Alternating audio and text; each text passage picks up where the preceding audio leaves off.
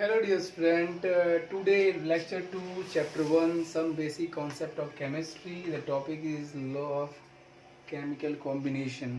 तो जैसा कि मैंने लेक्चर फर्स्ट में आपको बताया था कि लॉ ऑफ केमिकल कॉम्बिनेशन में मेनली 5 लॉज हम पढ़ते हैं. पहला लॉ ऑफ कंजर्वेशन ऑफ मास जो हमने प्रीवियस लेक्चर में डिस्कस कर लिया है. Second law of constant proportion वो भी हमने डिस्कस कर लिया है. अब 3 लॉज, थर्ड वाला law of multiple proportions, fourth one is Gay-Lussac law of gaseous volume and fifth law is Avogadro's law. आज बाकी के 3 लॉज हम डिस्कस करने वाले हैं लॉ ऑफ केमिकल कॉम्बिनेशन के. तो डियर स्टूडेंट, सबसे पहले मैं आपको फिर एक बार याद दिलाना चाहता हूँ कि law of chemical combination means कि कोई भी केमिकल रिएक्शन होती है, चाहे वो बहुत simple C plus O2 goes to CO2 या H2 plus O2 goes to H2O. कोई भी केमिकल रिएक्शन जो होती है वो हमारी मर्जी से नहीं होती है. आपको ये समझना है, वो किसी ना किसी लॉ को ओबे करती है. और वो हमारे पास जो लॉज हैं वो 5 है. यानी कोई भी केमिकल रिएक्शन जब भी कुछ होती है तो वो 5 लॉ में से किसी ना किसी एक लॉ उसको ओबे करते हुए होती है, और उन्हीं को हम लॉ ऑफ केमिकल कॉम्बिनेशन कहते हैं. यानी कि जब कॉम्बिनेशन मतलब कि when 2 or more than 2 reactant combine to form a product, तो जब भी ऐसा होगा तो किसी न किसी लॉज को ओबे करेंगे, तो उसी लॉज को हम कहते हैं लॉ ऑफ केमिकल कॉम्बिनेशन. तो उसमें हमने first law of conservation of mass हमने पढ़ लिया है. Law of conservation of mass में हमने पढ़ लिया है कि इन एनी फिजिकल और chemical change the total mass of reactant becomes to be total mass of product. और हमने लॉ ऑफ कांस्टेंट प्रोपोर्शन में पढ़ा कि कोई प्रोडक्ट बनाने का चाहे कोई सा भी मेथड हो, एक मेथड हो या एक से अधिक मेथड हो, उसमें जो एलिमेंट कंबाइंड हो रहे हैं उनका रेशो हमारा हमेशा कांस्टेंट रहेगा. That is called law of constant proportion. आज हमारा तीसरा लॉ जो है वो है हमारा लॉ ऑफ मल्टीपल प्रोपोर्शन. तो आज हम उसको डिस्कस करेंगे. लॉ ऑफ मल्टीपल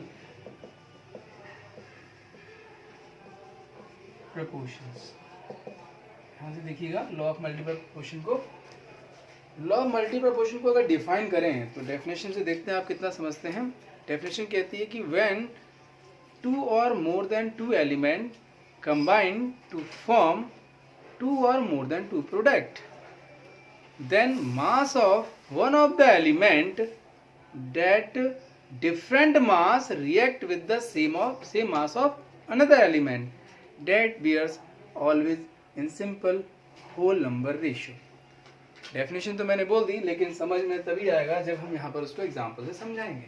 जैसे मान लीजिए मैंने कहा कि when 2 or more than 2 element react to form 2 or more than 2 product. जैसे मान लीजिए ये कार्बन है और ये कार्बन एक बार ऑक्सीजन के साथ रिएक्ट करके 2 एलिमेंट हैं.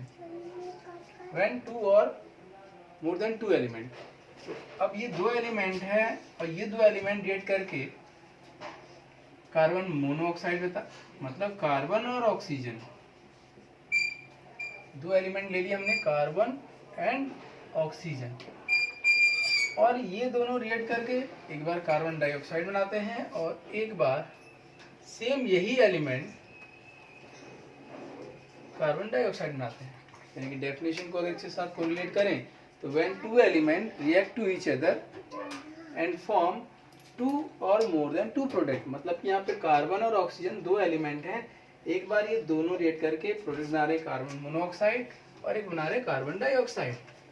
तो इसमें से वो वाला एलिमेंट जिसका डिफरेंट मास दूसरे के सेम मास के साथ रिएक्ट करेगा. यानी कि चेक करें, अगर हम ये माने कि इन एलिमेंट्स की रिएक्शन जो है इनके एटॉमिक मास के फॉर्म में हो रहा है, तो यहाँ पे कार्बन का एटॉमिक मास 12 ले लें, 12 ग्राम एटॉमिक मास, और ऑक्सीजन का एक ऑक्सीजन का एटॉमिक मास 16 होता है, तो 16 2 जा 32, तो 32 का हाफ जैसे 16. ऐसे यहाँ पे देखें, यहाँ पे 12 आएगा और यहाँ पे आ जाएगा 32.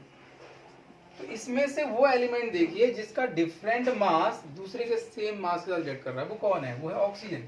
ऑक्सीजन में ध्यान देखिए, यहाँ पर ऑक्सीजन कार्बन के 12 ग्राम से कर रहा है और यहाँ पर ऑक्सीजन का 32 ग्राम कार्बन के 12 ग्राम से कर रहा है। तो डेफिनेशन में मैंने बोला कि when two element react to each other and form two और more than two product, then mass of one of the element that different mass react with the same mass of other element always bears in simple whole number ratio।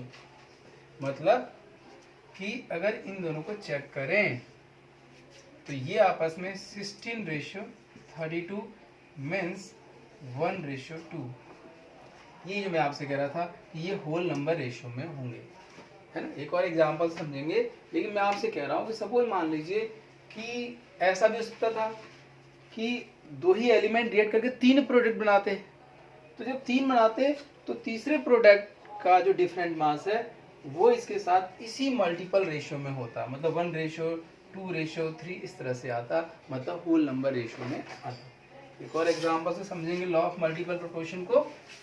इस बार हम ले लेते हैं hydrogen और oxygen, और definition को दोबारा बोलते हैं। When two element react to each other form 2 or more than 2 product, यानी कि हाइड्रोजन एंड ऑक्सीजन ये आपस में रिएक्ट करके H2O बनाते हैं,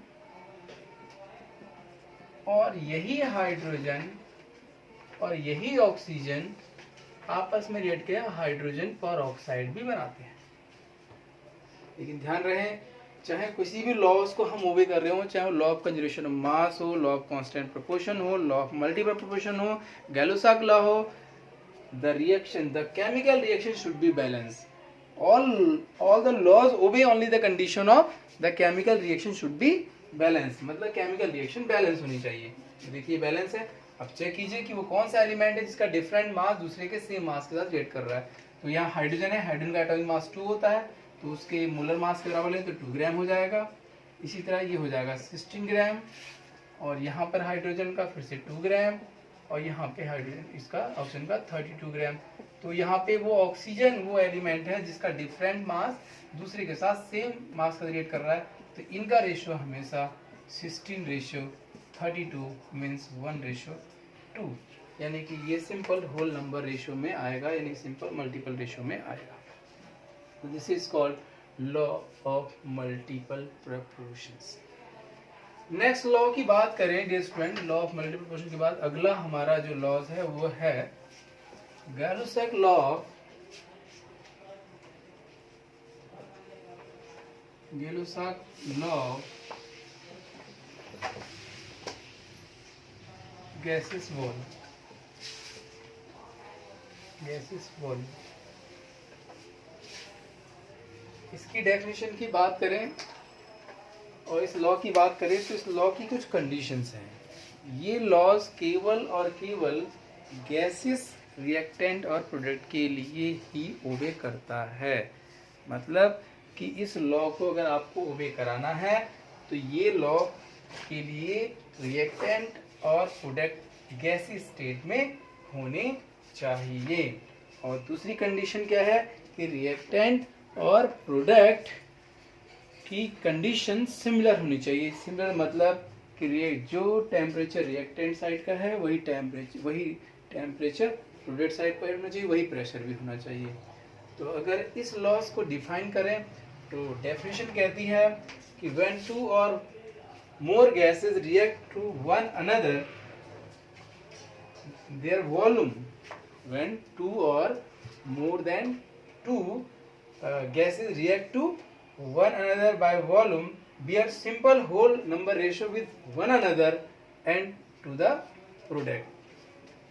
मतलब ये कि जब भी 2 या 2 से अधिक गैसें रिएक्ट करके प्रोडक्ट बनाएंगी तो under similar conditions of temperature and pressure. मतलब ये कि जैसे मैं एक एग्जांपल ले रहा हूँ, सपोज मान लीजिए ये हाइड्रोजन गैस है और ये क्लोरीन गैस है, और ये रिएक्ट करके बना रहे हमारे 2HCl, और ये भी गैस है।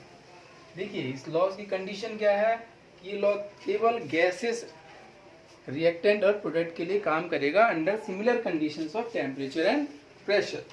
कि गैसेस का रिएक्ट करने का ratio in terms of volume वही मतलब रिएक्टेंट का आपस में रिएक्ट करने का जो रेशो होगा इन टर्म्स ऑफ वॉल्यूम, वो प्रोडक्ट का भी वही होगा। मतलब ये कि अगर इसका 1 लीटर इसके 1 लीटर से रिएक्ट करेगा तो इसका 2 लीटर बनेगा। अब ये जो हमने 1 लीटर लिया, ये 1 लिया, ये 1 लिया, अपने आप से नहीं लिया, ये हमने इसकी कंपेयरिंग की इसके कोफिशिएंट से। ये हमारे रिएक्टेंट का कोफिशिएंट है 1, यहाँ पे रिएक्ट का कोफिशिएंट है 1, यहाँ पे प्रोडक्ट का कोफिशिएंट है 2। यानी कि मैंने इसका 2 लीटर लिया, इसका भी 2 लीटर लिया, तो इसका कितना बनेगा 4 लीटर। मतलब इनका आपस में रिएक्ट करने का रेशियो प्रोडक्ट के साथ हमेशा होल नंबर रेशियो में होगा। मतलब एक और एग्जांपल लेते हैं।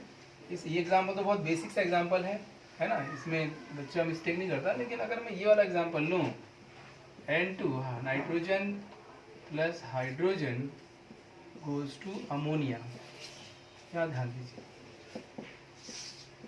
देखिए यहाँ पर भी ध्यान देने वाली बात है कि मैंने रिएक्शंस में सभी रिएक्टेंट और प्रोडक्ट को गैस स्टेट में लिया है under similar conditions of temperature and pressure. तो अगर मैं बात करूं कि इसका 1 लीटर लूं और इसका 3 लीटर लूं, मैंने आपसे कहा था कि चाहे कोई भी लॉज हो, reaction chemical reaction should be balance, यानी कि इसकी रिएक्शन पहले बैलेंस कीजिए, ठीक है। इसका 1 लीटर लूं और इसका 3 लीटर लूं तो ये कितना बनेगा। तो यहाँ बहुत सारे बच्चे कंफ्यूजन में बहुत जल्दबाजी करते हैं, वो कहते हैं 1 + 3 4 लीटर बनेगा। ऐसा नहीं है। मैंने आपसे फिर से बोला कि रिएक्शन हमारी मर्जी से नहीं होगी। यहाँ पे आपको देखना पड़ेगा कि जो इनका रिएक्ट करने का रेशियो है आपस में और प्रोडक्ट के साथ, उसी रेशियो में रिएक्शन होगी इन टर्म्स ऑफ वॉल्यूम। मतलब ये कि इसका 1 लीटर इसके 3 लीटर के साथ इसका 2 लीटर बनाता है, तो इसी रेशियो में इनका रिएक्शन वॉल्यूम के टर्म्स में होगा। यानी कि इसका 1 लीटर इसके 3 लीटर के रिएक्ट करके यहाँ पर 2 लीटर बनाएगा। मतलब कि ये नहीं कि आपने कहा कि ये 3 किलो दूध है 1 किलो पानी मिलाए तो 4 लीटर हो गया, ऐसा नहीं होता है। ये गैस स्टेट है और गैस स्टेट में ऐसा हो सकता है कि इसका 1 लीटर इसका 3 लीटर रिएक्ट करके जो प्रोडक्ट बने वो 2 लीटर ही हो, क्योंकि मॉलिक्यूल जब कंबाइंड होते हैं तो उनका इंटरमॉलिक्यूलर फोर्स पहले से ज़्यादा बढ़ भी सकता है, कम भी हो सकता है। इस हिसाब से उसका वॉल्यूम मेंटेन रहता है। तो अगर बात करूं कि अगर मैं इसका 2 लीटर ले रहा हूं और इसका 8 लीटर ले रहा हूं तो ये कितना बनेगा। तो आपको चेक करना पड़ेगा कि जब इसका 1 लीटर इसके 3 लीटर के साथ रिएक्ट कर रहा है तो इसका 2 लीटर इसके 6 लीटर के साथ करेगा। यानी कि यहाँ भले मैंने 8 लीटर ले लिया है, लेकिन इस 8 लीटर में से केवल 6 लीटर ही कंज्यूम होगा, क्योंकि इनका आपस में रिएक्ट करने का रेशियो 1:3 है। यानी कि जब इसका 1 लीटर रिएक्ट करेगा तो इसका 3 करेगा, तो इसका 2 लीटर रिएक्ट करेगा तो इसका 6 लीटर, यानी कि जब इसका 2 लीटर रिएक्ट करेगा तो इसका 6 लीटर करेगा। तो ये कितना बनेगा जी। अब वही रेशियो चेक कीजिए, जब इसका 1 लीटर कंज्यूम हो रहा था तो इसका 2 लीटर बन रहा था, जब इसका 2 लीटर कंज्यूम होगा तो इसका 4 लीटर बनेगा, मतलब यहाँ 4 लीटर बनेगा। तो ये हमेशा होल नंबर रेशियो में रहेंगे। यानी कि इनका अगर फिर से रेशियो चेक करें तो 2:1:3 रेशियो और फिर से 2:1:3:2, यानी कि ये वही रेशियो आएगा जो रिएक्टेंट और प्रोडक्ट का कोफिशिएंट का रेशियो है। यानी कि सिंपल वर्ड में आप समझ लें कि जब भी किसी केमिकल रिएक्शन में गैसेस रिएक्टेंट और प्रोडक्ट होंगे under similar conditions of temperature, तो उनका वॉल्यूम के फॉर्म में रिएक्ट करने का रेशियो वही होगा जो उस रिएक्शन में रिएक्टेंट और प्रोडक्ट का कोफिशिएंट का रेशियो होगा। That is called law of Gay Lussac law of gases volume. Okay dear student, अब लॉ ऑफ केमिकल कॉम्बिनेशन के अगर हम 5th लॉ की बात करें, जिसे हम कहते हैं एवोगैड्रो लॉ, एवोगैड्रोस लॉ बहुत सिंपल है। और ये लॉ भी सिमिलर कंडीशंस ऑफ टेम्परेचर के लिए ही ओबे करेगा, और ये भी केवल गैस स्टेट के लिए ही करेगा। यानी कि Gay Lussac law of gases volume and Avogadro's law both are applicable in case of similar conditions of temperature and pressure and only gas state. ध्यान दीजिएगा, बहुत ही सिंपल डेफिनेशन है। वो कहता है कि under similar conditions of temperature and pressure equal volume contain equal number of particle. मतलब ये कि अगर एक कंटेनर में मैंने ये 3 कंटेनर लिए हैं और इस तीनों कंटेनर में टेम्परेचर और प्रेशर सेम है, टेम्परेचर यानी कि सेम टेम्परेचर और सेम प्रेशर पे इसको फुल किया गया, चाहे गैसेस डिफरेंट हो, जैसे कार्बन डाइऑक्साइड है, चाहे ये अमोनिया है, चाहे ये मीथेन है, ये तीनों डिफरेंट गैस भले ही हैं, लेकिन अगर सिमिलर कंडीशंस ऑफ टेम्परेचर और प्रेशर पे लिए गए हैं और इनका वॉल्यूम सेम है, वॉल्यूम का मतलब अगर ये 5 लीटर है और ये भी 5 लीटर है और ये भी 5 लीटर है, तो सबका वॉल्यूम सेम है, चाहे गैसेस मॉलिक्यूल डिफरेंट नेचर के हैं, इनके नंबर ऑफ पार्टिकल सेम होंगे।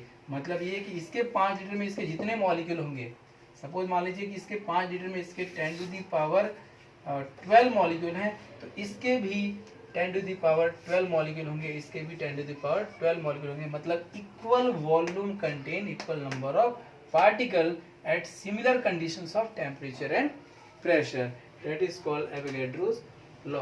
तो डियर स्टूडेंट, ये हमारा था लॉ ऑफ केमिकल कॉम्बिनेशन। तो it is enough for lecture 2, और नए लेक्चर में हम नए टॉपिक के साथ मिलेंगे।